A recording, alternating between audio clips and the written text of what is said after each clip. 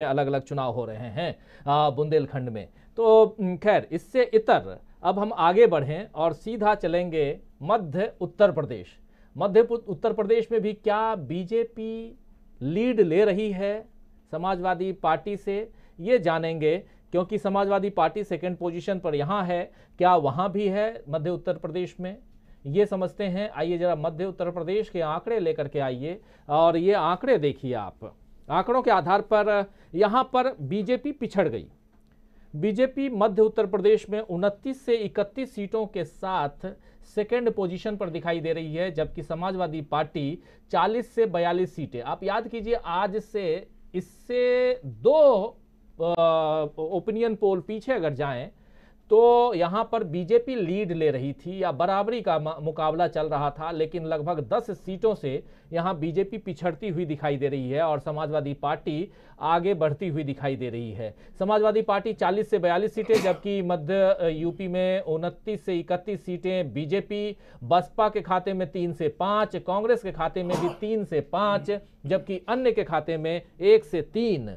ये यहां पर कांग्रेस और बसपा, मध्य यूपी में कांग्रेस और बसपा लगभग बराबरी के मुकाबले में दिखाई दे रही है। मतलब अगर देखें तो 4-4 सीटें कांग्रेस और बसपा के पास, 2 सीट अन्य के खाते में, जबकि 40 से 42 और इधर 29 से 31 बीजेपी।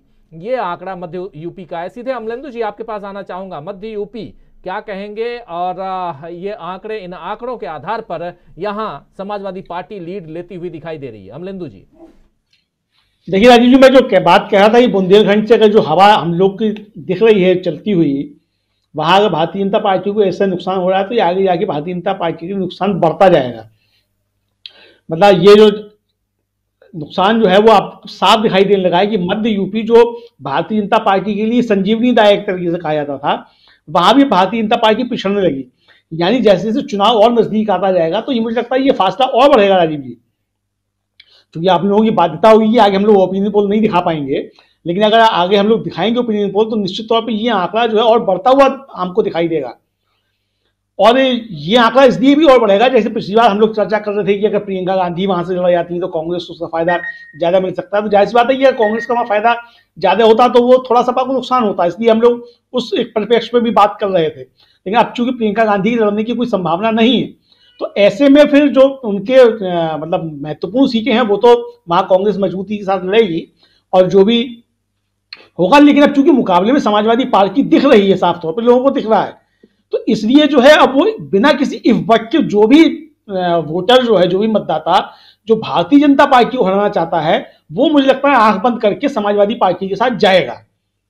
तो ये स्थिति जो है हमको इसमें रिफ्लेक्ट हो रही है और मैं फिर कहूंगा कि ये स्थिति आगे आगे और बढ़ेगी, ये कम नहीं होगी राजीव जी। नुकसान भारतीय जनता पार्टी का बढ़ता जाएगा और खासतौर से तब जब पहले चरण का मतदान हो जाएगा और दूसरे चरण का हो जाएगा और फिर यहां से जो खबरें पहुंचेंगी, मतलब एग्जिट पोल पे तो पाबंदी होगी, ओपिनियन पोल पे एक तरीके से कहा जाए हम लोग नहीं कर पाएंगे, लेकिन सूचनाएं तो पहुंचेंगी ना, लोगों की आपस में बातचीत, रिश्तेदारियां, काम करने वाले, आने वाले लोग, वो सब जो सूचनाएं पहुंचेंगी उसका असर फिर और जो है वो आगे बढ़ता जाएगा और ये नुकसान भारतीय जनता पार्टी को बढ़ेगा। जी ये ओपिनियन पोल जो है ये कुछ और कह रहा है। यहाँ पर सेकंड पोजीशन पर मध्य यूपी में बीजेपी दिखाई दे रही है, जबकि 40 से 42 सीटों के बीच, यानी कि 40 से 42 सीटें समाजवादी पार्टी और 29 से 31 सीटें जो है वो मध्य यूपी में बीजेपी के खाते में जाती हुई दिखाई दे रही है। कांग्रेस यहाँ पिछड़ती हुई 3 से 5 सीटें और बसपा भी पिछड़ती हुई 3 से 5 सीटें, अन्य के खाते में 1 से 3 सीटें। राहुल लाल जी क्या कहेंगे इस पे? देखिए, अभी अगर हम लोग उत्तर प्रदेश की पूरे राजनीति को देखें तो एक करंट की स्थिति हम लोग को पश्चिमी यूपी में भी नजर आ रही है और एक करंट की स्थिति समाजवादी पार्टी के पक्ष में मैं देख पा रहा हूं कि पूर्वी यूपी में भी है। जिस प्रकार से पूर्वी यूपी में भी उन्होंने बड़ा सा बृहत्तर गठबंधन बनाया जो काफी सक्सेस भी है, और पश्चिमी यूपी की भी स्थिति बिल्कुल उसी रूप में सकारात्मक नजर आ रही है। तो इसलिए मैं अमलेंदु जी के इस बात से बिल्कुल सहमत हूं कि आगे चल के जो आंकड़े हैं यहाँ पे समाजवादी पार्टी के पक्ष में और ज्यादा दिखेंगे। क्योंकि देखिए, उत्तर प्रदेश की जो लड़ाई है वो लड़ाई सीधे सीधे अब बीजेपी और एक तरह से समाजवादी पार्टी के गठबंधन के दोनों के बीच में सीधी लड़ाई है यहाँ पे।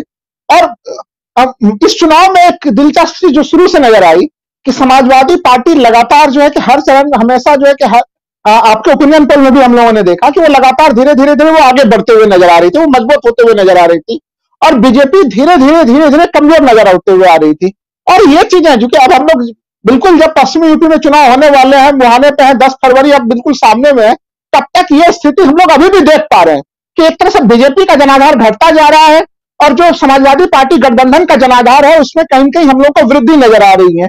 देखिए, जब कोई पक्ष जीतता हुआ नजर आता है तो उसके साथ साथ जो फ्लोटिंग वोटर्स होते हैं, जो कहीं न कहीं वो सोच रहे होते हैं कि हम किधर जाए नहीं जाए, उनके लिए भी अब निर्णय लेना बिल्कुल एक आसान सी स्थिति हो जाती है कि हम कहां पे जाएं।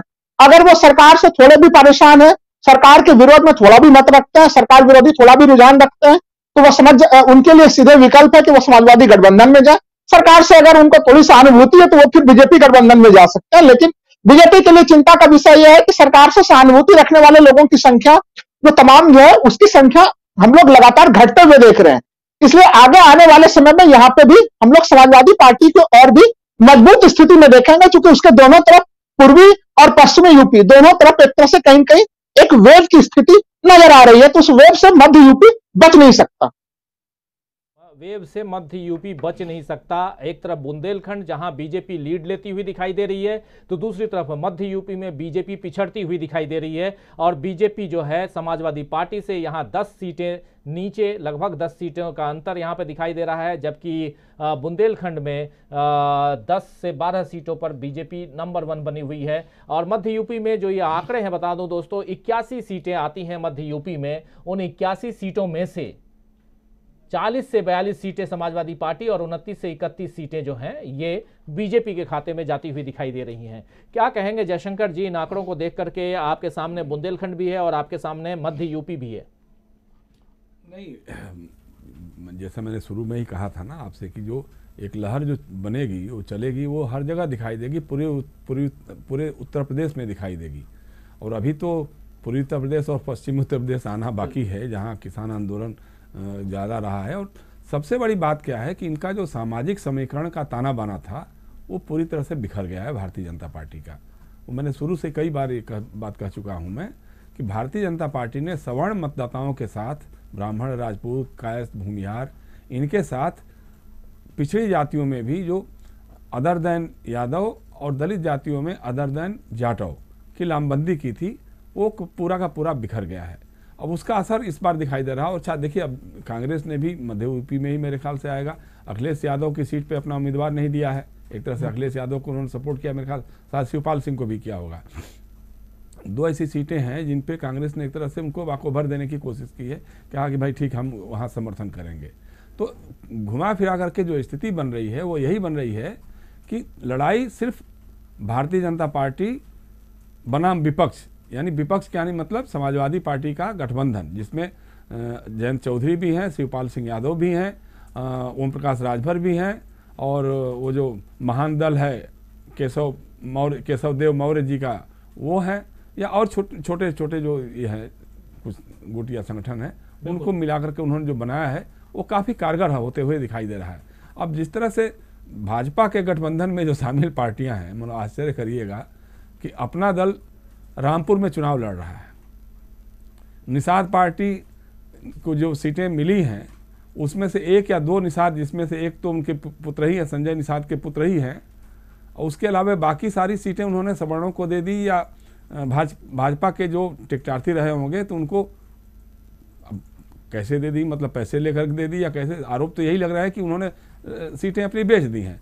इसको लेकर के जो अभी तक हमको जो डर लग रहा था कि निषाद समाज हो सकता है उत्तर प्रदेश में निषाद पार्टी के कारण भाजपा के साथ जुड़ सकता है, लेकिन जिस तरह से टिकटों का बंटवारा संजय निषाद जी ने किया है उसको देखते हुए अब लग रहा है कि नए निषाद भी पूरी तरह से भाजपा से कटे हुए नजर आ रहे हैं। और उनकी बहुतायत संख्या है, मतलब आप गंगा यमुना के जो बेल्ट हैं उसके जो किनारे के गांव हैं उसमें अधिकतर कहीं मल्लाह कहे जाते हैं, कहीं नाविक कहे जाते हैं, कहीं बिंद कहे जाते हैं, कहीं निषाद कहे जाते हैं। इन लोगों की स्थितियां हैं। और जिस तरह से बिहार का जो वीआईपी पार्टी के जो नेता हैं उनकी जो हालत हो रही है, वो जिस तरह से उत्तर प्रदेश में आकर के ताल ठोंकने की बात कर रहे हैं, बीजेपी के खिलाफ तैयारियां कर रहे हैं जी, उसको देखते हुए मुझे लगता है कि सेंट्रल यूपी में भी बीजेपी का जो अभी दिखाई दे रहा है और स्थिति और ख़राब होगी। अगर कुछ खास कारनामा करतब नहीं दिखा पाई भाजपा, तो क्योंकि अभी तक उनके जो भी एक भी उनका अस्त्र जो है, राजनीतिक अस्त्र जो है, कारगर होते हुए दिखाई नहीं दिया है। चाहे हिंदू मुसलमान की बात हो, चाहे गर्मी और ठंडे की बात हो, या सांप्रदायिक ध्रुवीकरण की बात हो, वो नहीं होकर के सीधे सीधे ध्रुवीकरण ये हो रहा है कि सरकार बनाम विपक्ष। विपक्ष का मतलब समाजवादी पार्टी और ये जयंत चौधरी का गठबंधन, तो रालोद का गठबंधन। तो ये जिस तरह से मुखर होकर के आ रहा है, तो बाकी पेरीफेरी पे जिस मतलब बहुजन समाज पार्टी हो या कांग्रेस हो, चूंकि उसको समर्थन ज़्यादा नहीं मिल पा रहा है, तो इसलिए उसके भी जो वोटर हैं जो भाजपा के विरोधी रुख रखते हैं, जो यानी भाजपा का एकदम खुल करके जिनका विरोध है जिनके मन में, वो लोग भी सपा और जयंत चौधरी रालोद के गठबंधन के साथ जुड़ रहे हैं। और जो बहुत उनके जुड़े हुए लोग हैं, कट्टर लोग हैं, जो मायावती जी के एकदम समर्थक ही हैं, या कांग्रेस के जो पुराने समर्थक हैं लोग, वो लोग तो उनके साथ रहेंगे। अब जैसे दिखाई भी दे रहा है हमारे मध्य उत्तर प्रदेश के में कि उनको भी 3-5 सीटें, 4 सीट मेरे ख्याल से कांग्रेस को, 4 सीट ही बहुजन समाज पार्टी को भी मिलते हुए दिखाई दे रही है। तो ये हो सकता है, लेकिन इन जनरल जो है बाकी क्षेत्रों में जहाँ पे कांग्रेस या बहुजन समाज पार्टी के उम्मीदवार मुख्य चुनावी संघर्ष से बाहर होंगे, वहाँ हमको लगता है कि उनका जो वोट होगा, जो सिर्फ भाजपा विरोध की राजनीति समझता है, वो सपा गठबंधन को वोट देगा और इनकी सीटें बढ़ेंगी। जी, तो इनकी सीटें बढ़ेंगी, अभी कहना है जयशंकर